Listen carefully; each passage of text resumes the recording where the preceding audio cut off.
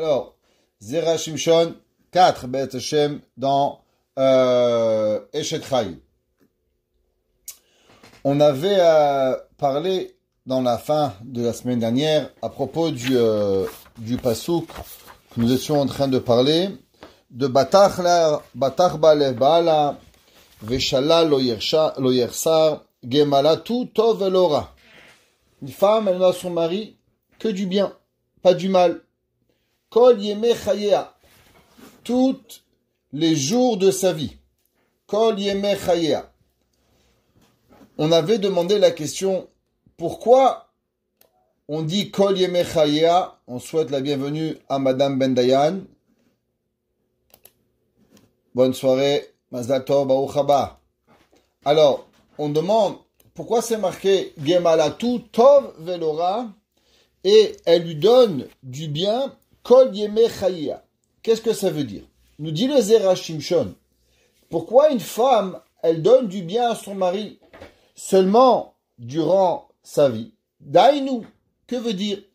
Hatov ve'abracha sheba'a lebet ba'ala al-yada.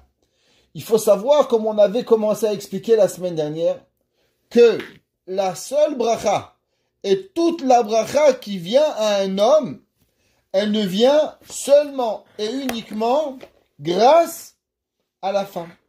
La femme, elle amène à la maison tout le shefa, toute la bracha, tout ce qu'on peut imaginer, elle vient grâce à la femme. Velama bracha dafka ba'al yada. Et la question, en vérité, on peut se demander, pourquoi la bracha vient pour la femme? Quand le mari ne fait pas la tefilin, le mari il fait pas la tefila.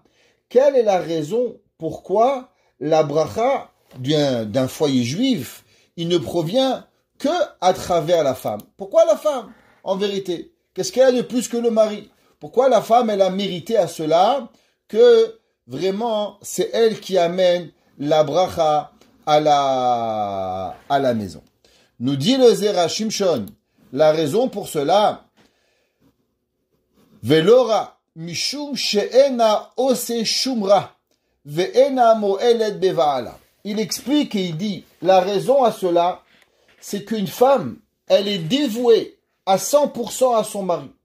Et puisqu'une femme, elle est dévouée à son mari, alors quand elle est dévouée à son mari, c'est pour ça que la bracha, elle rentre à la maison. Une femme, elle se lève le matin, toute sa volonté, c'est quoi? Elle n'a qu'une seule volonté. Elle n'a pas 50. Elle a la volonté seulement de faire plaisir à son mari, de faire plaisir à sa maison. Comme on avait expliqué la dernière fois, il n'y a qu'une seule chose qu'une femme toute sa vie elle fait, elle est en constante vérité à donner de elle-même à sa maison. Et du fait qu'elle donne à sa maison à chaque moment, c'est pour ça que la Torah nous dit que tout le shefa et la bracha, elle vient. Un homme, il part au travail, il oublie. Combien de femmes elles appellent? Oui, mon mari il m'appelle pas, mon mari pense pas, mon mari il oublie. Une femme, elle n'oublie pas la maison. Elle peut travailler, pas travailler, elle va faire les courses, elle donne, elle fait. Ça dit que c'est pas une maman qui ne se lève pas pour le bébé quand il pleure. Le mari dit, ah, elle a pleuré le bébé. Je me suis pas rendu compte. Comment tu t'es pas rendu compte? Il a hurlé la petite. Comment tu t'es pas rendu compte? Et la maille, c'est que la Torah, elle n'est pas une femme, elle est vouée à sa maison. Et vu qu'elle est vouée à sa maison, en contrepartie, Akadosh Baruch Hu, il donne, vu qu'elle a voué sa vie à sa maison, que toute la bracha de la maison, elle ne vient qu'à travers la femme. Maintenant, on pourrait dire, ben c'est bien, c'est joli tout ça. Mais comment on sait que c'est vrai? Comment nous savons que véritablement, que la bracha d'une femme, c'est elle qui la porte à la maison? Veim Tomar, il demande au Zera Shimshon.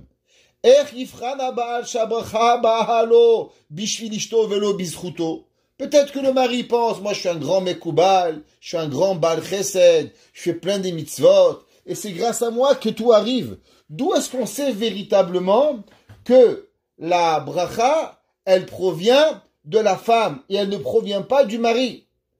Et il dit, le Zera Shimshon, c'est ça que Shlomo HaMelech nous a dit dans Tehilim. D'où est-ce qu'on voit? Kol Yeme Chayea. Tous les jours de la vie. On a qu'à voir un petit peu Avraham et Sarah. Avraham Avinu, tout le monde connaît que dans la maison de Avraham Avinu, qu'est-ce qu'il y avait? Il y avait 3 miracles. Le premier miracle, c'est que le pain, il restait frais de vendredi à vendredi. Les nérodes de Shabbat, elles restaient allumées de vendredi à vendredi. Et 3, il y avait la Shekhinah qui résidait. Quand Sarah et Menou elle est nifteret, qu'est-ce qui s'est passé? Eh ben, les 3 mitzvot sont partis. Avram Avinu, il n'a pas arrêté de manger du pain. Avram Avinu, il a continué d'allumer les nérodes de Shabbat. Parce que les nérodes de Shabbat, elles sont indépendantes du homme ou de la femme. Un homme qui vit tout seul, il a aussi la mitzvah d'allumer les nérodes. Seulement la femme, à cause qu'elle est à la maison, alors automatiquement, on lui a donné cette mitzvah. Et aussi, à cause que la femme, elle veut du shalom bay dans sa maison, alors on lui donne d'allumer. Mais si une femme, elle est à l'hôpital, par exemple, ou une femme qui est malade, elle a l'obligation d'allumer les nérodes. Donc Avram Avinu, même si Sarah Imenu, elle est morte, il a allumé les nérodes. Pourquoi le miracle, il n'a pas continué? Pourquoi la bracha de la chala, elle n'a pas continué? Avram Avinu était tzaddik. Il dit à Avram Avinu que si je voulais savoir, et si on veut prouver que tout le bien que j'ai eu, il n'a été que grâce à Sarah Imenu, Gemalat ou Tov Elora, elle ne lui a donné du bien à chaque seconde de sa vie. Kol Yemechayea, la preuve que véritablement tout venait que grâce à Sarah Imenu, c'est qu'au moment où Sarah Imenu elle est arrivée, eh ben, Sarah Imenu est décédée, eh ben, tout est parti. Combien de fois on voit un homme qui avait une bracha, il avait une compagnie, il avait un shefa, il avait toute une entreprise, et le jour où sa femme elle meurt, tout lui disparaît. Pourquoi? Parce que Behemet, la bracha dans un foyer, elle ne vient que à travers sa femme. Et c'est pour ça qu'Avram, il a dit, Kol Yemechaya, la preuve que tout le shefa que j'avais, il venait de Sarah, parce que tant que Sarah était en vie, c'est là véritablement que j'ai eu ces miracles. Le jour où c'est tombé, eh bien malheureusement, on a pu voir que Sarah Imenu, elle a tout perdu. Kemo shepiresh Rashi, vainachem Yitzchak achare imo, shekeshemeta Sarah, paska habracha minaïsa. Qu'au moment où Sarah Imenu, elle est décédée, comme on a prouvé, alors nous voyons que tout a été perdu, tout est tombé, et que Sarah Imenu, elle avait la bracha qui lui a été perdue. Et donc on voit que tout arrive grâce à Sarah. Il nous dit les Zerachim Shon quelque chose de très important. Quelle bracha, elle vient grâce à la femme? On voit que Sarah Imenu, elle avait 3 miracles. Premier miracle, le pain. Deuxième miracle, elle avait la bougie qui restait allumée. Troisième, elle avait les nuées sur sa tente qui existaient. C'est quoi ces nuées? C'est quoi? C'est Anané Kavod qu'elle a vu. On va voir dans la paracha de Vaïra, au moment où Avram Avinu, il va aller faire la Akedat Yitzhak. Au moment où Avram Avinu, il va faire Akedat Yitzhak, c'est marqué Vayar et Amakom Mirachok. Il va voir, Yaakov Avinu va voir l'endroit de loin. Rashi dit, qu'est-ce qu'il a vu de loin? Il dit, Rashi, il a vu qu'au-dessus de la montagne, qu'est-ce qu'il y avait? Il y avait les Anané Kavod. Il a vu que sur la montagne, il y avait les nuées célestes. C'est quoi les nuées célestes? C'est la Shrina. La Shrina, elle représente la Kedusha de la maison. Elle représente la sainteté. Qu'est-ce qui résidait sur la tente de Sarah Imenu? Il résidait sur Sarah Imenu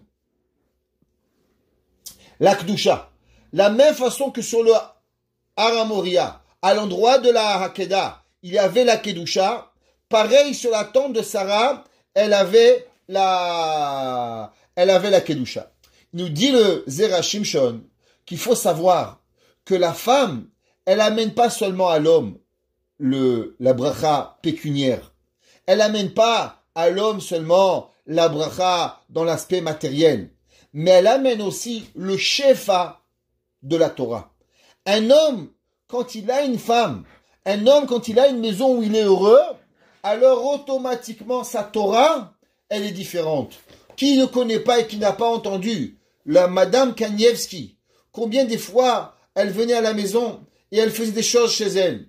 Et les gens lui demandaient, Madame, vous savez, votre maison elle est petite, peut-être que vous voulez venir à la yeshiva, dans une autre maison qui est plus grande, on pourrait faire plus de chalotes, on pouvait faire plus de choses. Votre cuisine est toute petite. Pourquoi vous voulez tout faire dans votre cuisine qui était principalement rikiki? Et Madame Kanievski, elle disait, mon mari, il dit que quand je suis à côté de lui, alors il étudie mieux. Et pour l'étude de mon mari, je veux rester avec lui. Qu'est-ce que ça veut dire? Ça veut dire qu'on pourrait croire que Rav Chaim Kanievski, il aimait bien sa femme, gentiment, alors il aimait qu'elle soit à côté de lui. Bon, ça c'est quelque chose de physique. Mais il y a quelque chose de beaucoup plus grand. Il y a que la femme, elle amène le shefa. La femme, elle amène l'abondance. Et dans l'abondance qui arrive, c'est que la femme, elle amène aussi Behemet, quelque chose de particulier. Elle amène le shefa Eloki. Elle amène la bracha. Et c'est pour ça que la Sarah Imenu, au moment où elle était dans la maison, elle amenait la Nevoa, elle amenait la Ruach HaTorah, elle a ramené le Ruach HaKodesh. On voit qu'Akadosh Baruch Hu, il va parler à Avraham Avinu grâce à Sarah. C'est marqué dans Rashi, Aye Sarah Ishtecha, Veine Baoel. Chachamim, ils nous disent que Sarah, elle était plus grande que Avraham Avinu en Nevoa. Donc la femme, elle amène à Akadosh Baruch Hu. Elle a un shefa qui descend dans sa maison, qui est aussi plus élevé. Et c'est pour ça que très souvent, on voit que des hommes, après que leur épouse, elle part de ce monde, lo aleinu velo alechem, alors, non seulement la bracha pécuniaire, non seulement la bracha physique, même la Torah, on le voit diminuer. On voit l'homme qui va comme perdre une partie de lui-même. On va voir l'homme qui va plus être capable d'étudier comme il étudiait avant. Pourquoi? À cause que Behemet, il faut savoir que la femme, elle amène quelque chose d'extraordinaire à la maison. Pareil, on voit que Sarah Imenu, elle avait apporté à Avraham Avinu cette émouna totale. Sarah Imenu, qu'est-ce qu'elle lui a fait? Au moment où Avraham Avinu, il a demandé à Sarah Imenu, Sarah dit que tu es ma sœur. Sarah Imenu, Avraham, il avait une confiance totale en elle. Elle va pas mentir. Elle lui a pas mis en danger. C'est pour ça que la femme, elle a quelque chose qui est au-dessus de tout, c'est la émouna. Et cette émouna, c'est ça qui construit le foyer. Vu qu'on peut la croire, on dit en anglais trust, elle est quelque chose de beaucoup plus grand que le mari, automatiquement, toute la bracha, elle vient vers elle. Dans le 4e pasouk de Eshet Chaim, Avraham Avinu dit sur Sarah Imenu un verset qu'on va traduire. Darsha tsemer ou fishtim. Si on va traduire littéralement, elle va tisser la laine et le lin, vatas bechepetz kapea, et elle va faire comme ce que ses mains y sont capables de faire. On sait très bien que la Gemara nous dit que Avraham Avinu, il a gardé les 613 mitzvot. Avraham Avinu, il savait particulièrement même les mitzvot des Rabbanan que Chachamim ils allaient faire par la suite. Avraham Avinu, il les gardait. Dans la Torah, il y a 2 interdits. Un des interdits dans la Torah, il s'appelle l'interdit de Sha'atnez. C'est quoi Sha'atnez? De tisser du lin et de la laine. C'est quoi Sha'atnez? Shua, tavouy, venouz. Ça veut dire prendre un lin, un fil de lin, et prendre un fil de laine, et ensemble les coudre et tisser quelque chose, il est interdit. Avraham Avinu, il dit sur Sarah Imenu, tu sais qu'est-ce qu'elle a fait Sarah?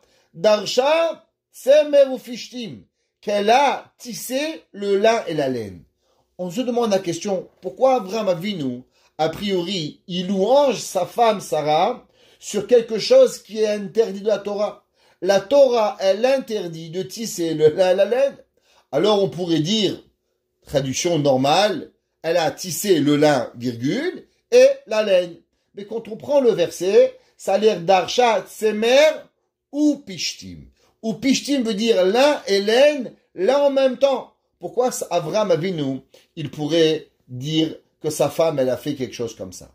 Alors, pour comprendre cela, le Zera Shimshon, il nous ramène une halakha dans Even HaEzer. Vous savez que le Shulchan Aruch, on a déjà parlé plusieurs fois, il a 4 parties. Première partie, Orach Chaim. C'est quoi Orach Chaim? Toutes les lois journalières. Chot Shabbat, Ilchot Tfilin, Ilchot Tzitzit, Ilchot Yom Tov, Ilchot toutes les fêtes. Ça se trouve, Brachot, Birkat Hamazon, Orach Chaim. Première section. Deuxième section, Yoreh Dea. Tous les halachot qui ont à voir avec un rav. Un rav, pour devenir rabbin, il faut qu'il connaisse Yoreh Dea. Ça, c'est la connaissance. Troisième partie, Even HaEzer. C'est quoi? Toutes les halachot qui ont à voir avec les femmes. Quatrième section, Choshen Mishpat.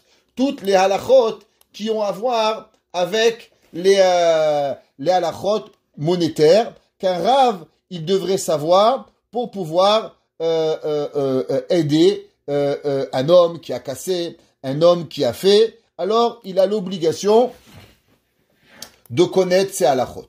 Le Shulchan Aruch, dans Siman P, il écrit la chose suivante. Le Shulchan Aruch, il écrit, et il nous écrit, qu'il y a certaines halachot qu'une femme, elle doit faire à son mari, et qu'une femme, elle est, on pourrait dire, engagée au moment qu'un homme et une femme, ils se marient. Alors, à l'époque, on pourrait dire même aujourd'hui, quand on se marie, on a un commun accord, certains engagements que la femme elle a envers le mari et le mari il a envers la femme. D'après la Torah, par exemple, la parnassa, elle appartient au mari. Le mari il a l'obligation de nourrir sa femme. Le mari il a l'obligation de s'assurer que sa femme elle ne manque de rien et qu'elle a ce que toutes les femmes de la ville elles ont habituellement elles doivent avoir.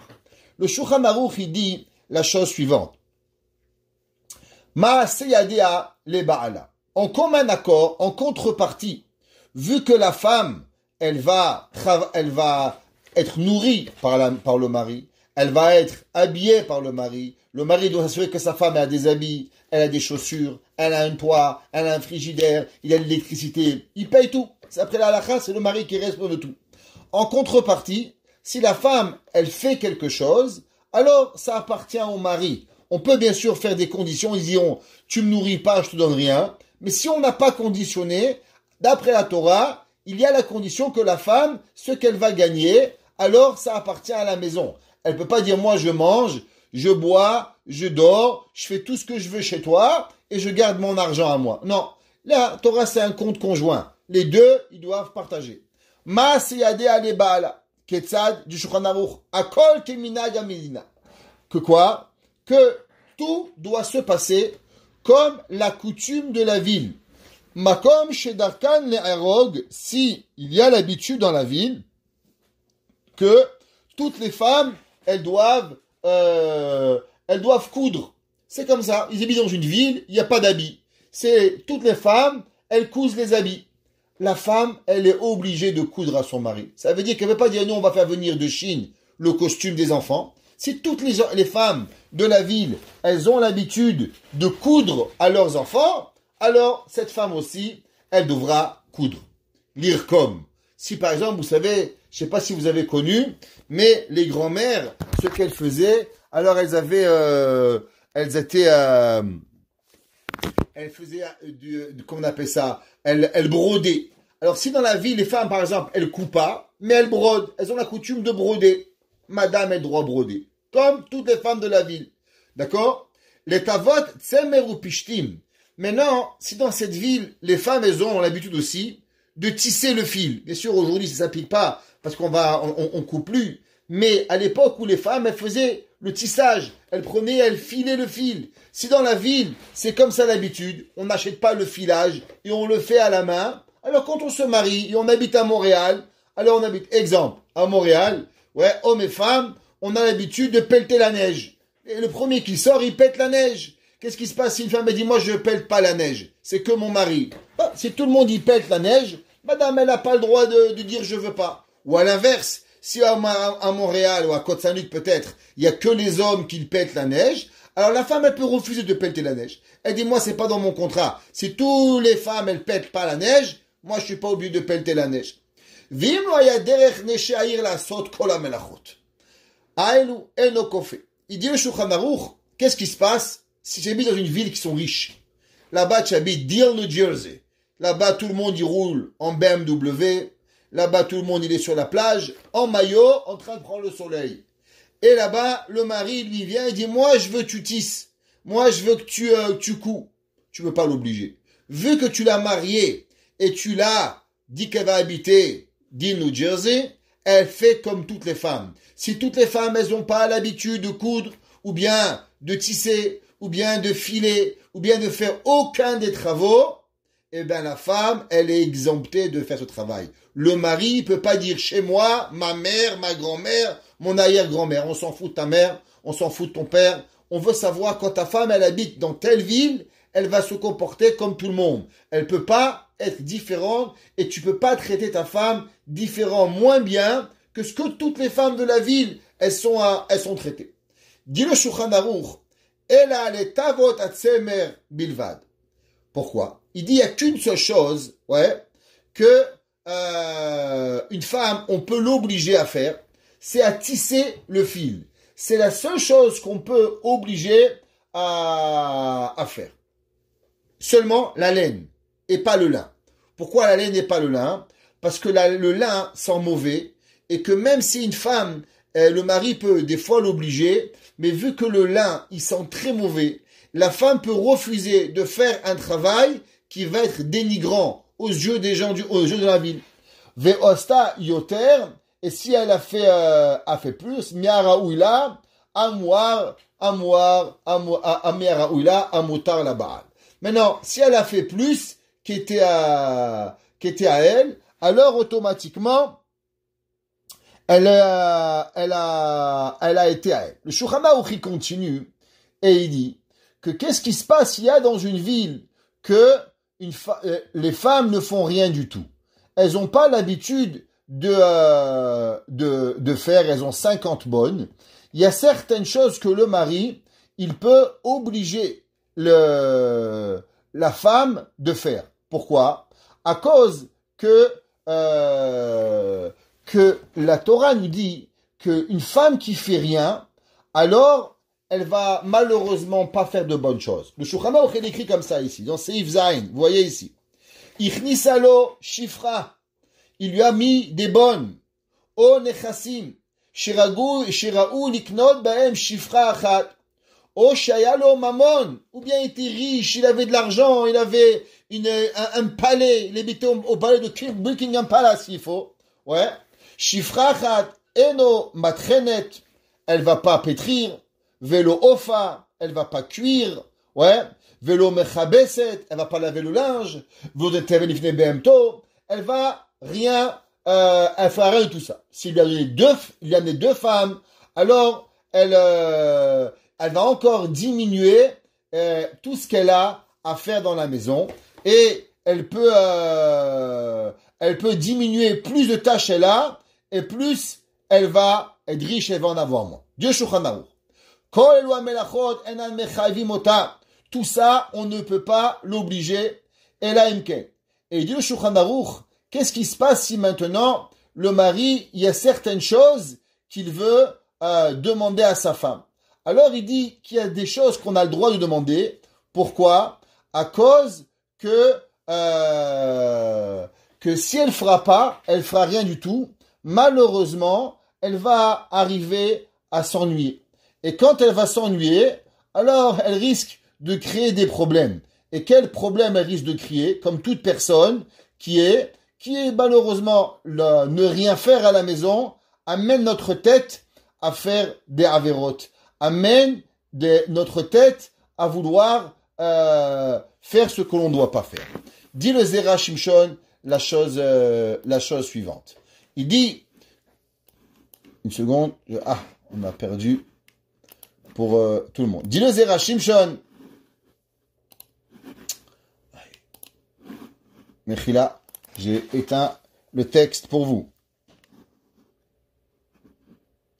Il dit, Kata b'Shulchan Aruch, Ma'aseh yadea leba'ala. Ma'aseh yadea, tout ce qu'elle travaille appartient à son mari. Makom shdakan le'rog oreget, lirkom rokemet, idvotzem me'o pishtim tova. On peut pas. Ou Pereshama Bet Shmuel. Et il dit là dans les commentaires le Bet Shmuel, Afilu shederech nesher irshelu lasot shum melacha.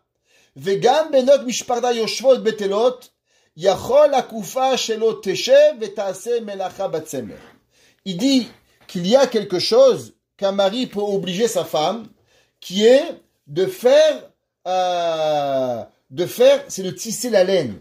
De tisser la laine, pourquoi? Pour ne pas qu'elle puisse devenir, et qu'elle puisse malheureusement perdre et ne rien faire. Et il explique quelle est la raison pourquoi. Alors on a ici, dans la Gemara, dans Masechet Ktubot, la Gemara elle dit, voici les travaux qu'une femme, elle fait à son mari. La Gemara elle dit, Tochenet, Ofa, Mechabeset, elle lui fait, Mevashelet, elle lui cuit, Menika et Bena, elle va allaiter les enfants. Une femme qui veut pas allaiter, le Shulchan Aruch dit qu'un mari, il peut demander à sa femme, lui faire les lits. Et la Gemara elle dit, Amar Rabbi Eliezer, afilu ichnisa lo mea shefachot, même si elle a 100 femmes de ménage, kofa la asot batsemer. Pourquoi? Shehabatala mevia alidezima. La Torah nous dit qu'il y a au moins une seule chose que le mari peut demander à sa femme. Pourquoi? À cause que l'ennui, il amène malheureusement à ce que notre tête, elle pense mal, et ça amène à l'adultère. Malheureusement, combien de fois on entend qu'il y a énormément de personnes, énormément de gens, quand on leur demande, mais comment vous êtes arrivé, Barminan, à tromper votre mari? Comment vous êtes arrivé à faire des choses qui sont invraisemblables, des femmes froumes, des juifs froumes, des gens? Comment c'est possible? Dit la Gemara, une personne qui ne fait rien, malheureusement, qu'est-ce qu'il fait? Il amène à faire des bêtises. L'ennui est le pire des vices. Rabbi Eliezer, il dit, c'est pour ça que le mari peut demander de faire au moins un travail à sa femme pour s'assurer qu'elle soit toujours occupée. Bien sûr, à mon avis, il ne va pas avoir d'enfants, parce que s'il a des enfants, croyez-moi, je ne connais pas une femme avec des enfants qui n'est pas occupée. Rab Shimon ben Gamliel, il dit, Af amadir et ishto milaasot melacha, yotzi veiten ktuba. Écoutez ce qu'il dit Rabbi Shimon ben Gamliel. Rabbi Shimon ben Gamliel, il dit, si un homme a fait un vœu que sa femme ne travaillerait rien, et il a fait le vœu d'une façon qu'on ne peut pas enlever le vœu, la femme peut demander le divorce. Pourquoi? Il dit Rabbi Shimon ben Gamliel qu'une femme qui ne fait rien, alors malheureusement, ça va pas être dans le Shalom Bayit. Rashi dit pourquoi? Vous avez le Rashi ici. Il dit Rashi, Shimum Shigaon. Vous savez qu'est-ce que ça amène l'ennui? L'ennui, ça amène la folie. Un jour, on a demandé au Rosh Yeshiva de Mir.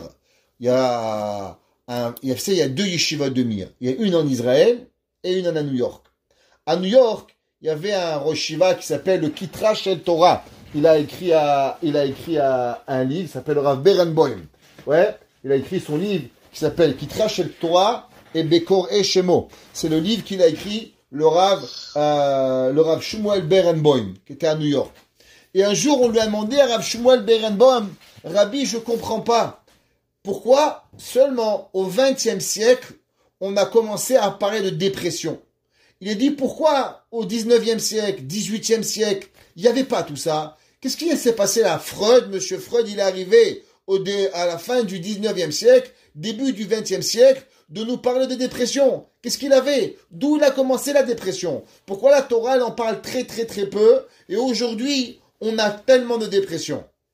Il a dit le Rav Shmuel Berenboim, vous savez pourquoi les gens dépriment? Parce que les gens s'ennuient.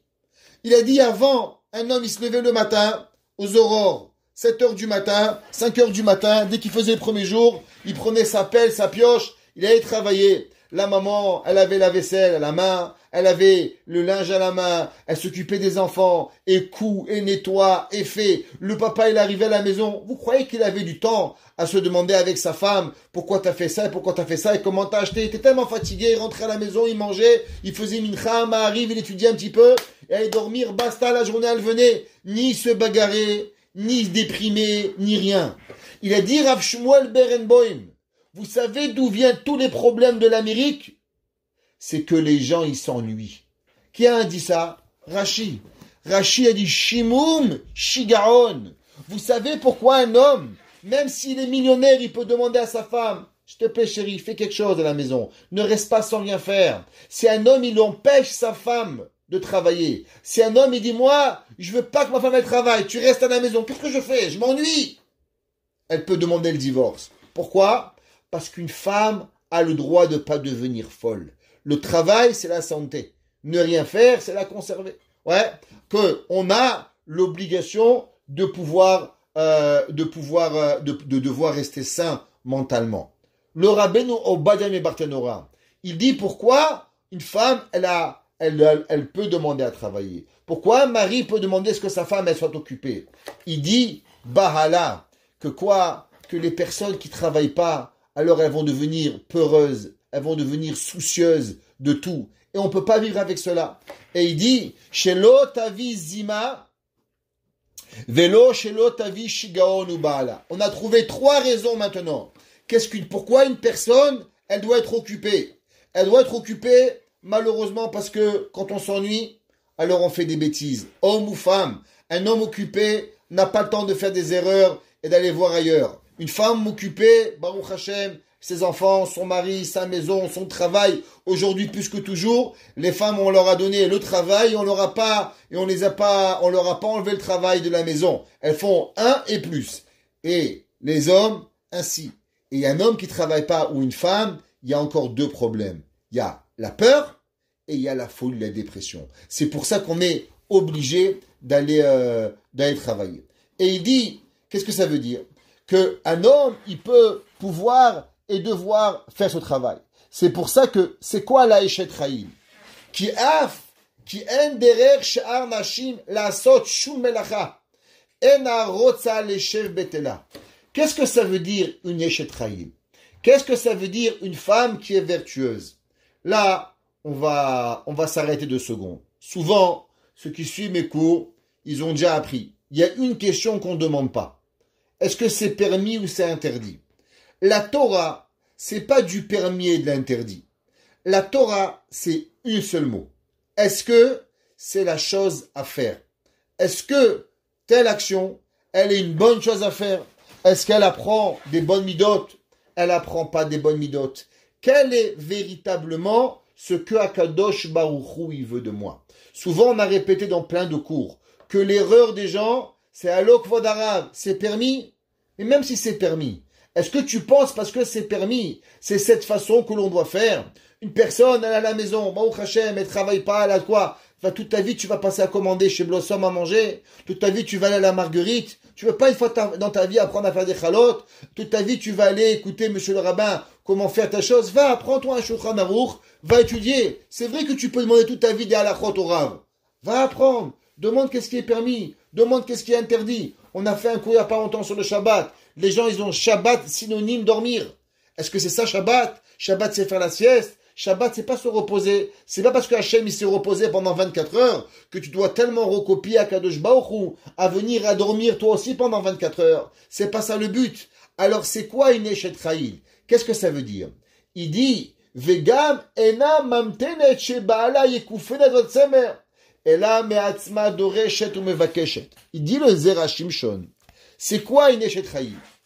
Une Eshet Chaim, elle est une personne qui va jamais se suffire avec ce que je suis obligé de faire. Vous savez, c'est marqué dans la Gemara. La Gemara dit Ezohi Isha Keshera, quelle est une femme qui est cachère, bonne, pieuse. La Gemara dit c'est Yael Eshet Cheverakeni.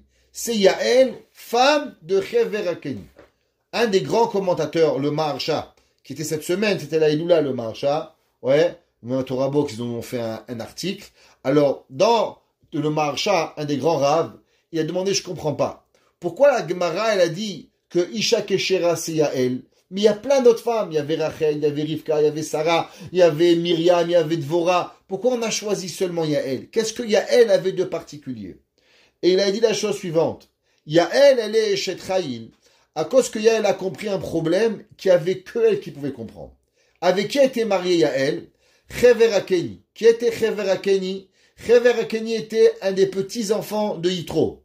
Yitro, il avait fait un pacte avec le peuple juif. Quel pacte?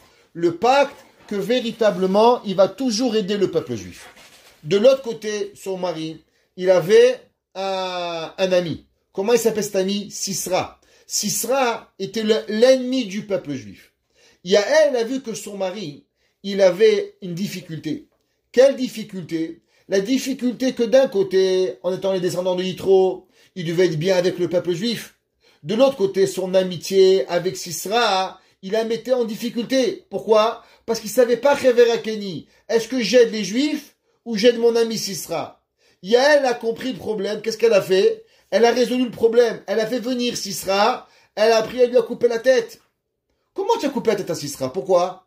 Dit la Gemara, Ezoi Shakeshera, Osaretson Baala. Qu'est-ce que ça veut dire? La Torah nous apprend le Yesod du Shalom Bayit. C'est quoi le Yesod du Shalom Bayit? Et c'est ça que le Zerachim Shon explique ici. Il dit le Yesod du Shalom Bayit. Vous savez, si vous avez été marié avec un homme ou une femme, qu'il faut tout lui dire. Et il fait tout. Tu dis, chérie, achète-moi des fleurs. Achète des fleurs. Chérie, tu peux me cuisiner? La madame cuisine. Chérie, tu peux m'aider à le linge? Elle vous fait tout, elle vous fait tout. Je vous garantis que vous allez avoir le pire des Shalom Bayit. Pourquoi? Parce que vous allez en avoir marre de demander. Il n'y a rien de pire dans une relation que vous êtes en constante demande. Mais vous vous demandez, mais Ribono Shelolam, après 20 ans de mariage, après 10 ans de mariage, après 30 ans de mariage, il y a une personne qui m'a dit, aujourd'hui, 52 ans de mariage, il a toujours rien compris, mon mari. J'arrivais pas à croire. Ça m'a fait mal au cœur. Bémet, j'avais le cœur qui saignait. Comment c'est possible? 52 ans de mariage, ton mari comprend toujours pas ce que tu as besoin. 50 ans de mariage, tu sais toujours pas ce que ta femme elle a besoin. Et même si le mari est l'homme le plus gentil du monde, il va le faire. Mais ça, c'est pas Eshetraïl. C'est quoi Eshetraïl? C'est quoi le succès du mariage? Le succès du mariage, c'est quand une personne, elle a compris les besoins de l'autre et elle attend plus à ce que toi tu veux. Il dit, le Zerachim Shon, qu'est-ce que ça veut dire? Darshat Semer. Sarah Imenu, même que, en vérité, Avraham Avinu, il y avait plein de choses qu'il ne demandait pas à Sarah Imenu. Parce que Sarah Imenu était occupée avec Rachmat Atochim, et elle avait plein de choses, elle pouvait faire. Mais vous savez qu'est-ce qu'elle a pu faire, Sarah Imenu? Sarah Imenu, elle a compris ce que était le ratson de Avraham Avinu, et elle est venue donner à Avraham, sans que Avraham Avinu Behemet, il a besoin de comprendre. Et vous regarderez le Midrash Tanchuma. Il dit le Midrash Tanchuma, c'est quoi Darshat Tsemer ou Fishtim? Il dit Tsemer, c'est Yitzhak. Pishtim, c'est Ishmaël. Sarah Imenu, elle a compris qu'en vérité, Avraham Avinu, il avait un dilemme dans lui, qui était comment nourrir et faire grandir Yitzhak, et avec un fils qui s'appelait Ishmaël. C'est vrai que Ishmaël était le fils de Yitzhak, mais au fond de lui, il savait que véritablement, on devait séparer Ishmaël de Yitzhak. Seulement Avraham, il était rempli de chesed. Avraham, il n'arrivait pas à faire cette décision. Sarah Imenu, elle va faire la décision pour lui. Avraham va pas être capable. Avraham va dire, mais c'est pas possible. Hachem ne peut pas me demander de me renvoyer mon fils. Moi, j'invite tous les gens de la terre, je renvoie mon fils. Je sais que c'est la chose à faire, mais je peux pas le faire. Il va dire à Kadosh Baruch Hu, Kol asher tomar elecha Sarah shema bekola. C'est pour ça qu'une femme, comment elle s'appelle normalement? Une femme, elle s'appelle Ezer Kenegdo. C'est quoi Ezer Kenegdo? Ça veut dire qu'il y a des fois des choses, un homme, il comprend pas, il sait qu'il a besoin. Il sait que telle chose, elle est importante. Seulement, il comprend aussi que de l'autre côté, il n'est pas capable de le faire. Il est pas capable de faire ses décisions. Combien de fois, par exemple, un homme, il veut aller étudier la Torah. Après, il dit non, ma femme, elle peut pas rester seule. Madame dit, monsieur, oublie, arrête tes bêtises, va au kollel, prends une chavruta, elle achète une gemara, elle lui fait. Et automatiquement, qu'est-ce qui arrive? Ça le pousse à pouvoir faire. Pareil dans un couple. Dans un couple, qu'est-ce qui arrive? Combien de fois, madame, elle a besoin de quelque chose? Seulement, elle a pas, elle pense à tel enfant, elle pense à tel là. Peut-être que je m'achète pas une paire de chaussures, peut-être que je m'achète pas un lit, peut-être que je m'achète pas une robe, peut-être que je m'achète pas n'importe quoi. Ça, c'est la vie. Et qu'est-ce que la Torah, elle nous fait? Le mari vient et tu veux savoir? Va au-dessus. Fais ce que ton épouse ou ton époux, il a besoin, sans même qu'il te le demande. Il dit le Zerachim Shon, c'est quoi, Eshet Chayil? Qui en derer she'ar anashim la'asot. même que c'est pas l'habitude des gens de faire. Mais toi, tu sais, c'est quoi le derrière de ton mari. Tu sais ce que c'est le derrière de ta femme. Tu sais qu'est-ce que Béhémet, ils ont besoin. On va prendre un exemple. Rabbi Akiba et Rachel. Est-ce que vous pensez que Rabbi Akiba, il avait envie de partir 14 ans de la maison? Rabbi Akiba, il savait pas. Il connaissait pas encore l'amour de la Torah. Comment il va pouvoir partir de la maison pendant 12 ans? Qui va lui apprendre? Rabbi Akiba, il était mort de honte. Le Midrash, il nous raconte que Rabbi Akiba, il est parti au Talmud Torah. Et on s'est moqué de lui. Il a dit, je vais pas repartir. Sa femme, elle a renvoyé une deuxième fois. Il a dit, ça y est, c'est fini, je peux pas. Qu'est-ce qu'elle lui a fait? Elle lui a fait acheter un âne, où l'âne était tellement vieux qu'il avait des bosses. Elle va prendre l'âne, elle va le remplir les bosses, et elle va planter des graines. Et les graines, elles vont pousser sur le dos de l'âne. Elle va dire, maintenant, on repart dans le marché. Et qu'est-ce qu'elle a fait? Elle va voir que les gens ils vont se moquer 1 jour, 2 jours, 3 jours, et au bout d'un moment, ils vont arrêter de se moquer. Et Rabbi Akiba, il va dire, t'as vu, il se moque plus. Et ben, il va dire, toi, pareil, qu'est-ce qui se passe? Toi aussi, on s'est moqué de toi 1 jour, 2 jours. Mais le 3e jour, ils vont oublier de se moquer de toi. En vérité, je vous pose une question. Pourquoi Rachel a fait tout ça? Elle avait tellement pas envie de son mari à la maison. Tellement elle n'avait pas envie que son mari parte pendant 24 ans. Tellement elle n'aimait pas son mari. Ton mari ne veut pas rester à la maison, c'est quoi le problème? Rivka, Rachel, elle aimait son mari 100 fois plus que vous imaginez. Seulement, Rachel, la femme de Rabbi Akiba, elle a compris qu'en vérité, Rabbi Akiva, il avait un amour extraordinaire. Rabbi Akiba, quand il avait écouté les Talmidei Chachamim étudier, quand il avait vu l'eau, Avanim, Avanim, Shachaku, Amaim, son amour était extraordinaire dans la Torah. Seulement avec le temps, il s'est fait moquer. Parce que les gens qui pensent que le sentiment, ça n'existe pas, c'est pas des humains. Ça, c'est des machines. La Torah ne nous demande pas d'être une machine. La Torah nous demande d'être un humain. Un homme, on se moque de toi. Tu as de la peine, c'est normal. Tu hurles, c'est pas normal.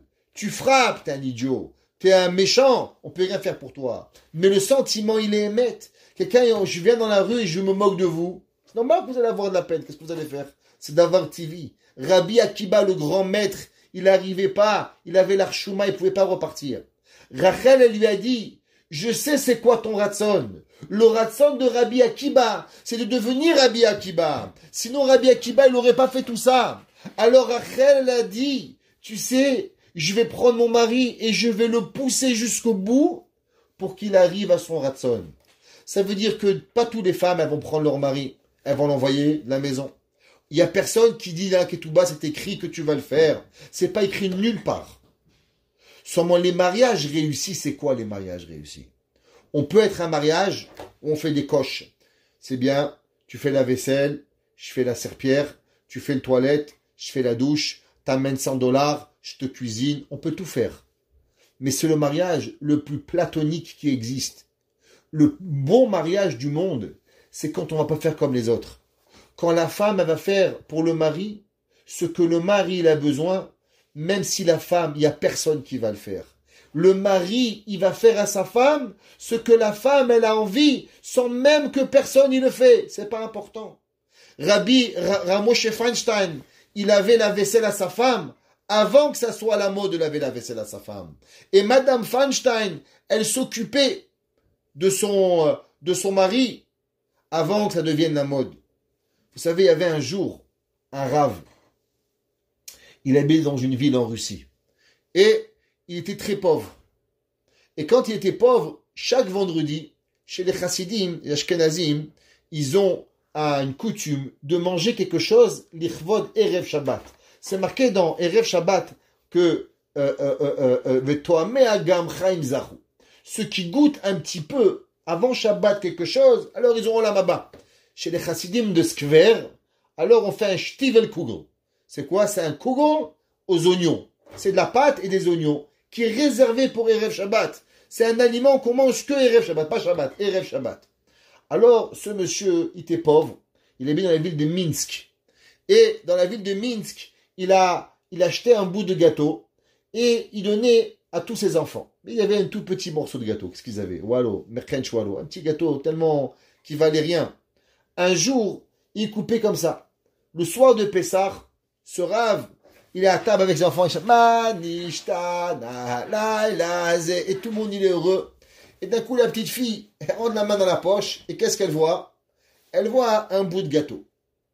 La petite fille, elle devient blanche. Elle devient livide, un mort. Le père lui dit, qu'est-ce que tu as? Elle dit, papa, j'ai du gâteau. Le père, quel gâteau? Pessard, on est au CDR, quel gâteau? Et là, elle lui dit, mais le gâteau, il y a 2 semaines. Le père dit, mais je comprends pas. Il est tellement petit le gâteau, pourquoi tu l'as pas mangé? Alors la fille, elle lui dit, papa, parce que tu crois que chaque semaine, je mange le gâteau. Il dit, mais qu'est-ce que tu fais avec? Elle dit, papa, tu sais, on a notre grand frère, Michael. Le grand frère Michael, il revient tous les vendredis, 1/2 heure avant Shabbat pour prendre son bain, et il vient à la maison. Et ça fait toute la semaine, il a étudié la Torah. Et Michael, quand il arrive, parce que le vendredi, il veut pas perdre du temps parce que c'est Erev Shabbat, alors Michael, il ne mange pas le midi. Michael, il garde 1 heure de plus de Torah. Alors, quand je lui donnais la première semaine le gâteau, il le mangeait tellement rapidement que j'ai compris que ce gâteau, il lui servait pas. Tandis que moi, je mange tous les jours. Alors, tous les vendredis, je garde mon bout de gâteau et je double la ration à mon frère Michael pour que Michael, il obtienne un gâteau qui a de quoi. Et avec ça, il peut rentrer à Shabbat, il peut prier. Et le soir, il mange, il repart à la yeshiva. Et c'est ma façon d'aider mon frère Michael à devenir un Ben Torah. Le père était mitpael. Et il a dit de toi, ma fille, il sortira quelque chose de grand. On prend le bout de gâteau, on fait ce que la halakha nous demande. Est-ce que vous savez qui est devenue cette petite fille dans la ville de Minsk? Ni plus ni moins que la femme de Rav Moshe Feinstein. Ça veut dire qu'il n'y a personne qui t'a demandé de garder le gâteau à ton frère. Personne t'a demandé. La halakha, elle te demande pas de faire ça. T'as raison. Mais la Torah, c'est pas la halakha. La Torah, c'est pas ce que je dois faire, ce qui m'est permis, ce qui m'est interdit. La Torah, pour être une bonne personne, que la Torah dit Eshet Ra'in miyimtsa, c'est seulement quand moi je vais et je sors de mes gonds, et je sors de ma vie, et je sors de mon ambiance, et je sors de tout ce que je suis, comme ils disent en anglais, comfort zone, j'adore ce mot, zone de confort, pas pour faire mes devoirs, mais pour faire plaisir à l'autre. C'est quoi un cadeau?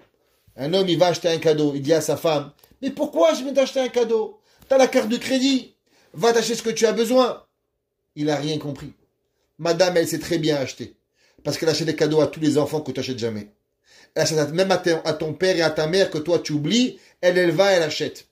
Alors c'est quoi le principe du cadeau? Le principe du cadeau, c'est que tu vas au magasin. Tu réfléchis et tu dis, mais qu'est-ce qu'elle a besoin, ma femme? Qu'est-ce qu'il a besoin, mon mari? Et tu te casses la tête pendant 1 mois. Et je lui achète ça, j'achète ça. Et à la fin, quand tu lui achètes ce qu'il a besoin, le cadeau, c'est pas l'argent. C'est que tu as compris qui je suis. Exemple. Il va m'acheter un cadeau, une chemise rose. Il n'a pas compris que je suis. Parce que je ne vais pas mettre une chemise rose. Et après, il dit, mais Rabbi, vous savez, ou je vais pas mettre la chemise rose. Mais je ne peux pas la mettre. C'est gentil, tu as fait un effort. Mais tu n'as pas encore compris qui je suis. Maintenant, si je vais et acheter à ma femme un manteau qu'elle a envie, et une paire de chaussures qu'elle a besoin, je sais pas, ce qu'elle a envie. Le but, c'est pas, elle pouvait s'acheter tout seul ce qu'elle avait besoin. C'est que j'ai compris qui elle était. C'est pour ça que Akadosh Baruch Hu, par exemple, comment il a appelé le Shabbat? Il a appelé le Shabbat Matana Achat, un cadeau. Pourquoi un cadeau? Parce que Akadosh Baruch Hu, il a compris qu'un humain, il peut pas dimanche travailler, lundi, mardi, mercredi, jeudi, vendredi, Shabbat, dimanche, lundi. C'est pas possible. Akadosh Baruch Hu, il a compris que l'humain, il a besoin de s'arrêter. Il a besoin de faire un cheshbon nefesh. Il a besoin de vivre une vie heureuse avec sa femme, ses enfants. À la maison, on chante, on mange, on boit, on dort. Même cuisiner, on veut pas. On veut t'enlever toute la vie. On veut que tu revives un moment qui est particulier. Akadosh Baruch Hu, il a pas appelé Tefillin une matana. Akadosh Baruch Hu, il a pas appelé la perruque une matana. Mais pourtant, il a appelé le Shabbat une matana. Parce qu'il y a seulement celui qui garde Shabbat, il comprend ce que c'est Shabbat. Tant que tu fais pas Shabbat, t'arrives pas à comprendre. Shabbat, c'est le moment où Behemet Akadosh Baruch Hu, il a compris que tu peux pas vivre sans Shabbat. Et Behemet, toute personne qui vit Shabbat, il se demande une question. Comment on vit sans Shabbat? C'est pas possible.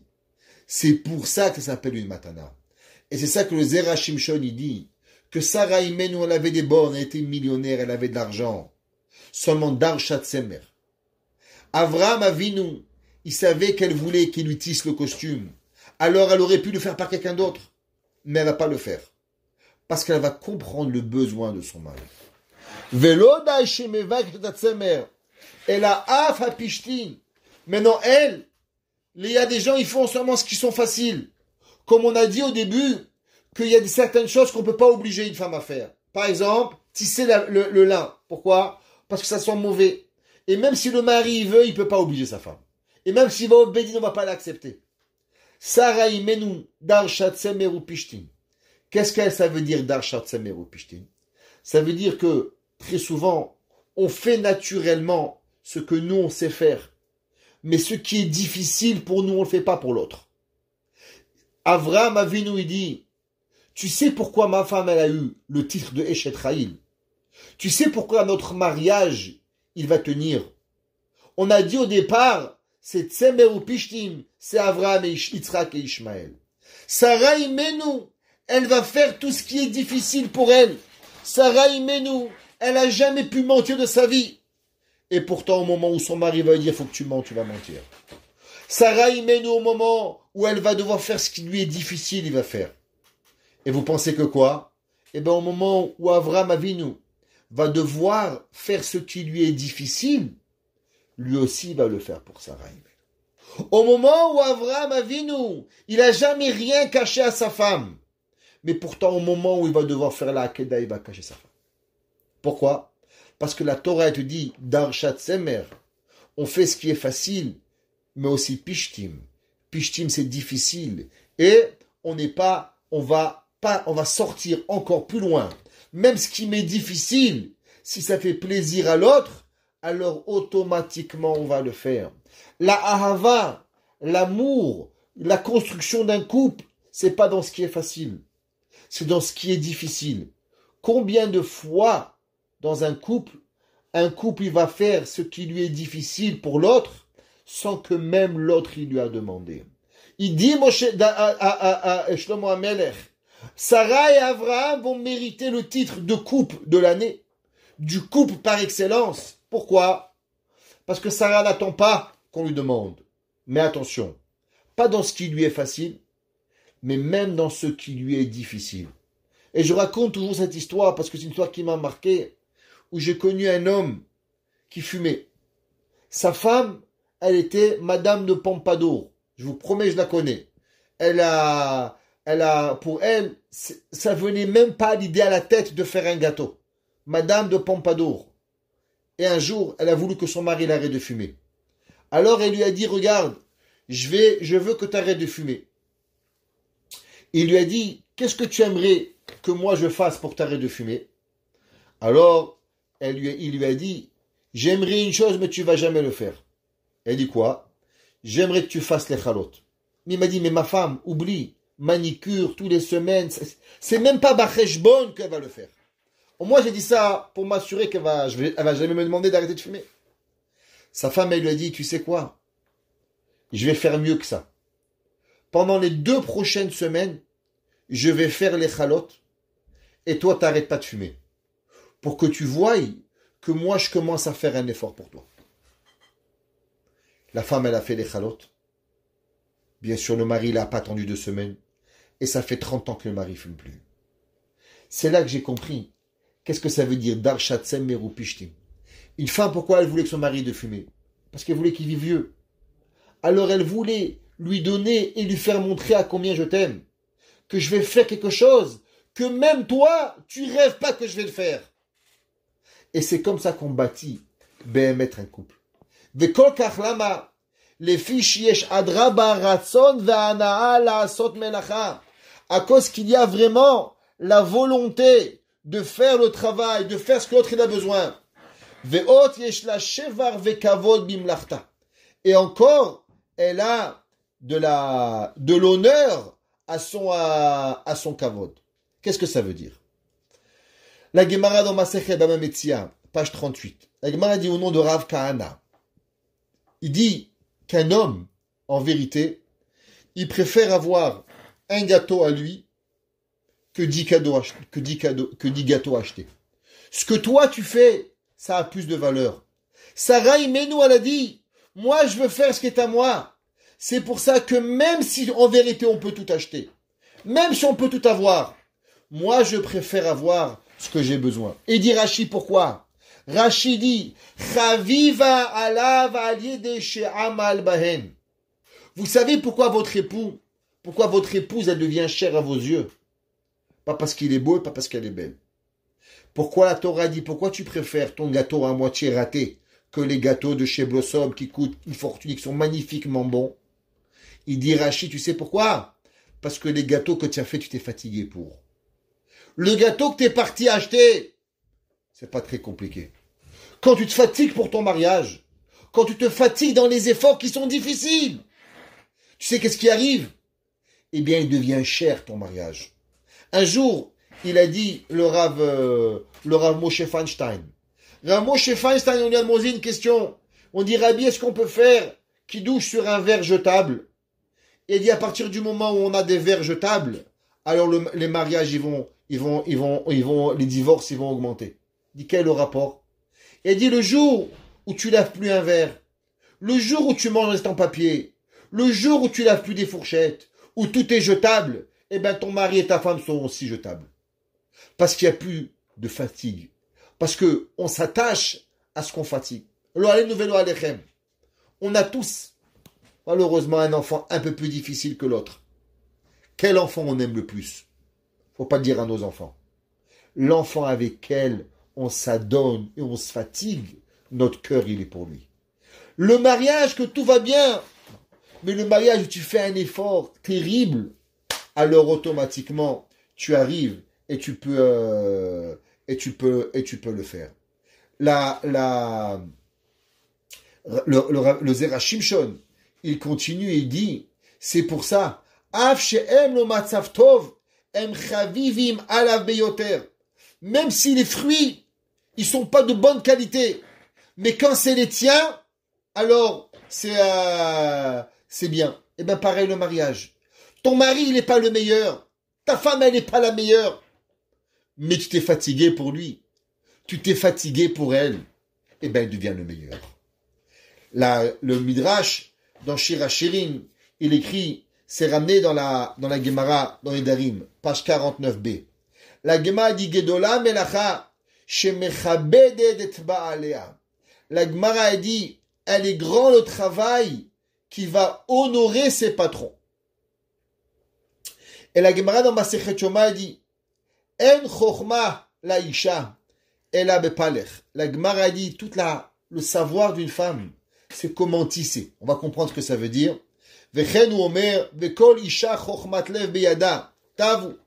On voit qu'il y a une chokhma particulière avec le tissage. C'est quoi le tissage? Pourquoi la Gemara dit que la chokhma de la femme, c'est le tissage? Pourquoi le tissage? La réponse, elle est simple. C'est quoi le tissage? C'est prendre deux fils qui sont séparés l'un de l'autre.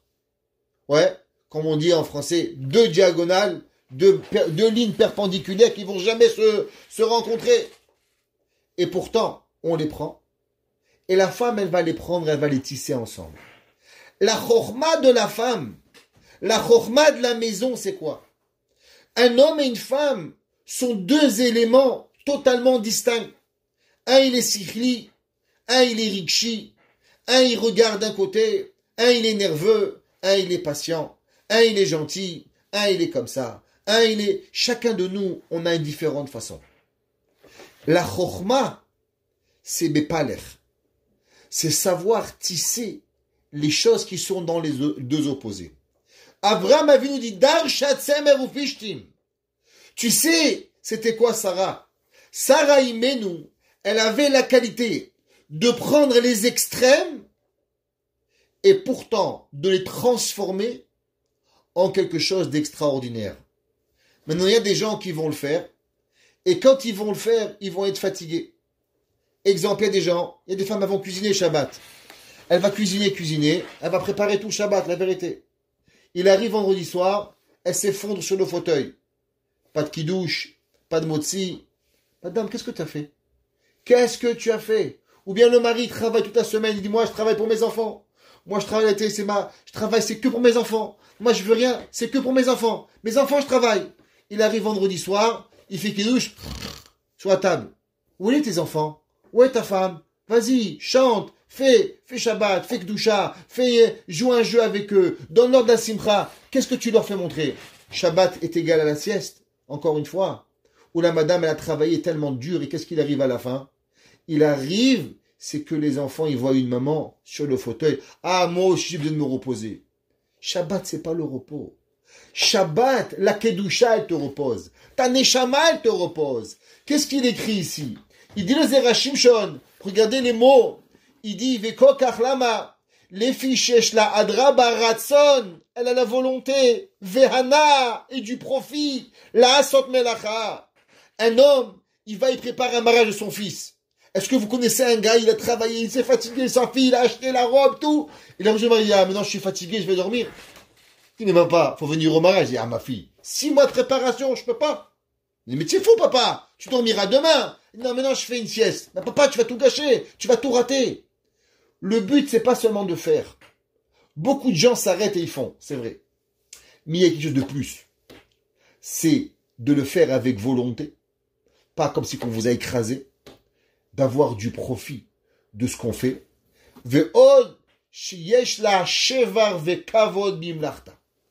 Quelque chose de plus. Quand on rentre à table vendredi soir, et là, madame, je parle pour vous, et on parle pour les messieurs pour d'autres choses aussi. Quand on rentre à table vendredi soir, on peut dire aux enfants, les enfants, vous voyez comment votre mère a travaillé dur. Vous voyez comment votre mère elle a travaillé comme une esclave. Vous voyez votre mère comment elle a fait. Je vous garantis, vos filles, ils vont avoir qu'une seule envie. De jamais être une esclave, de jamais être une bonne, et en un mot, de pas être Shomer Shabbat. Parce qu'il n'y a pas de profit, il n'y a pas d'honneur. C'est quoi l'honneur du Shabbat?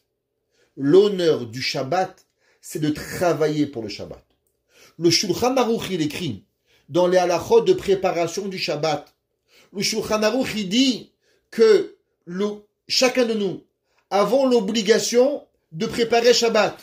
Et il dit, même un Rav, même le Gadol Ador, et la Gemara amène la Gemara dans Masechet Shabbat et dans Masechet Kiddushin, que la Gemara a dit, Rav Machi Reisha, que Rav il coupait les têtes, un il salait les poissons, un il faisait, parce que préparer le Shabbat, c'est un kavod. Ça veut dire qu'il y a des fois un travail, on peut le regarder, et on peut dire, Meskin, mon fils, qu'est-ce que tu fais? Meskin, ma fille, qu'est-ce que tu fais? Il y a des fois qu'on doit se dire, mais ça va pas ou quoi? Meskin à toi que tu vas acheter les salades tous les Shabbats. Meskin à toi que tu sais pas le bonheur de préparer Shabbat. Meskin à toi que tu sais pas ce que ça veut dire se lever pour pouvoir sentir la maison qui sent le pain extraordinaire. Meskin à toi que quand tu vois ta table Shabbat vendredi soir, elle t'a mis 20 heures de préparation et que la Makat Shabbat elle vient chez toi. Ishtabach Shemolahad. Quand il arrive ton Pesach, t'as travaillé pendant 1 mois, tu t'es déchiré. Mais quel simcha tu as, le moment du Seder où ton mari et tes enfants ils vont dire Kadesh. Et tu sais Kadesh, la Kedusha elle vient chez toi. Uchatz, Akadosh Baruch Hu il te lave de toutes tes avérotes qui arrivent. Et là à ce moment-là tu te dis mais est-ce qu'il y a une simcha plus grande que ça? Ton mari va à la yeshiva, il se déchire la tête. Un Tosfot, une Gemara, un Rashi, un Reb Kibaiger, il est en train d'apprendre. Est-ce qu'il y a une plus grande simcha quand il rentre à la maison et qu'il a appris une soubia, il a avancé, il a compris? Alors on peut revenir du kollel. Ouais, je suis parti au kollel. Ouais, c'était dur la vérité. Mais est-ce que nos enfants ils vont vouloir? Est-ce que nous on profite de tout ça? Il dit les Zerachim Shon, c'est pas tout de faire. C'est pas tout de comprendre. Mais vous savez, la cerise sur le gâteau, pour que véritablement, tout ce qu'on a fait, on reçoit le sachar, ça demande 3 choses. D'abord du ratson, de la volonté. 2, du profit. Et 3, d'avoir de l'honneur de ce que nous avons fait. C'est pas un déshonneur. Le Shulchan Aruch dit que préparer Shabbat, c'est l'honneur pour nous de préparer Shabbat. C'est un kavod pour nous. et on terminera. Le Rambam, il écrit, et dans la Hadlakat Nerot, la Menorah, allumer la Menorah, le jour, tous les jours dans la Beth Amikdash, on allumait la Menorah. Il dit le Rambam, l'allumage de la Menorah était permise par n'importe qui, même quelqu'un qui n'était pas un Kohen. Mais nettoyer la Menorah, seulement les Kohanim. Pourquoi? Parce que le Rambam, il dit que allumer, c'est un honneur. Ça, tout le monde peut le faire. Mais il y a certaines choses que c'est seulement les gens intelligents qui comprennent. Un Kohen qui vivait dans le Beth Amikdash, il pouvait comprendre qu'il y a une mitzvah d'allumer et une mitzvah de nettoyer. Et de la même façon qu'il y a une récompense pour celui qui prépare, qui nettoie, il y a une bracha, une récompense pour ceux qui nettoient. Les gens normaux, ils voient seulement l'extérieur. Alors pour eux, allume la menorah. Nettoyer, ça demande véritablement une compréhension des mitzvot au-dessus de tout. Ça, c'est comme un Kohen. Il y a deux genres de maisons. Il y a des gens de maison qu'on aime faire seulement ce qui est beau. C'est bien. Et il y a des gens qui c'est encore plus. Que même ce qu'on n'a pas l'habitude, même le pichtin, même le lin qui sent mauvais, même tout ce qui arrive et qui ne doit pas arriver, Béhémet, on le fait. Mais non seulement on le fait, alors on a le ratson de le faire. On a la volonté, on a le plaisir de le faire. Et quand je le fais, alors je m'en honorifie de ce que j'ai fait. Et c'est ça, Darshat, Semer ou Fishtim, elle a pris sur elle, elle a tissé le lin et la laine, et elle a donné, Vataas Bechefetz Kapea. Elle a fait avec la volonté. Bechefetz, elle n'a pas fait Neged Kapea, Asta Vataas Bechefetz. Chefetz, c'est la volonté. Le Kadosh Baruch Hu, il fasse que toutes nos mitzvot que l'on fait, on les fait toujours avec ratson, volonté, hana'a, plaisir, et qu'on trouve toujours du kavod, et avec cela, Béhémet, on va ressentir chacune de nos mitzvot, et darshat semer ou fishtim, et qu'on soit zoché toujours à aimer chaque petite mitzvah que l'on fait pour Akadosh Baruch Hu. Amen.